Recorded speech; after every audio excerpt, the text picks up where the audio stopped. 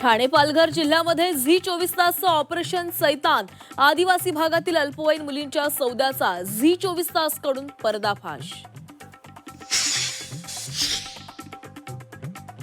Zee 24 तासच्या operation सैतानची सरकारकडून दखल, गृहराज्यमंत्री योगेश कदमांकडून चौकशीचे आदेश। आज अधिवेशनातही पडसाद उमटणार। मनपा निवडणुकांच्या तोंडावर भाजप आणि शिंदेंच्या शिवसेनेत सामोपचाराची भूमिका, काही ठिकाणी युती तर काही ठिकाणी स्थानिक पातळीवर निर्णय। शिंदे चव्हाणांच्या बैठकीनंतर रणनीती। मुंबईमध्ये भाजप आणि राष्ट्रवादीत संघर्ष, मुंबईची जबाबदारी नवाब मलिकांकडे दिल्यानं वाद। अजित पवारांनी निर्णय बदलला नाही तर राष्ट्रवादी सोबत जाणार नाही, भाजपची ठाम भूमिका।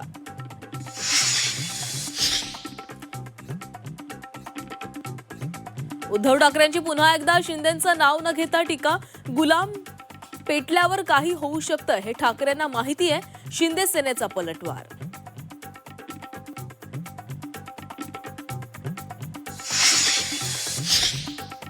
दोन्ही सभागृहात विरोधी पक्षनेता नाही, भास्कर जाधवांचं नाव सुचवूनही निर्णय नाही, अधिवेशनापूर्वी विरोधी पक्षनेता निवडा, उद्धव ठाकरेंची मागणी।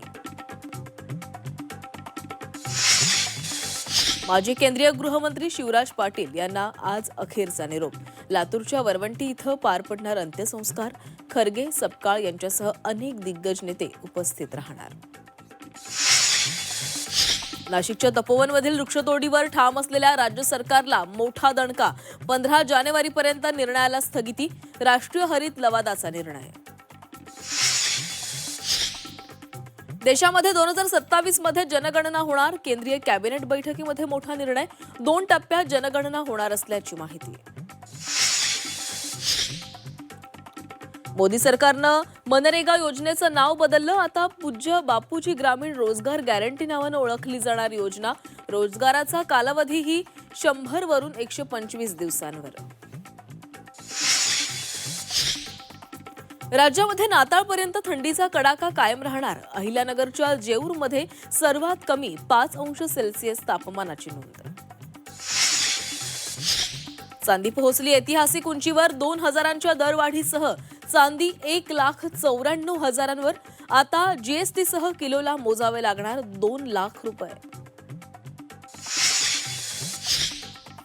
फुटबॉलचा जादूगार लिओनेल मेस्सी 3 दिवसीय दौऱ्यासाठी भारतामध्ये दाखल, शाहरुख, गांगुली, सचिन तेंडुलकर, विराट, गिल घेणार भेट, भारतीय फुटबॉल प्रेमींमध्ये प्रचंड उत्सुकता।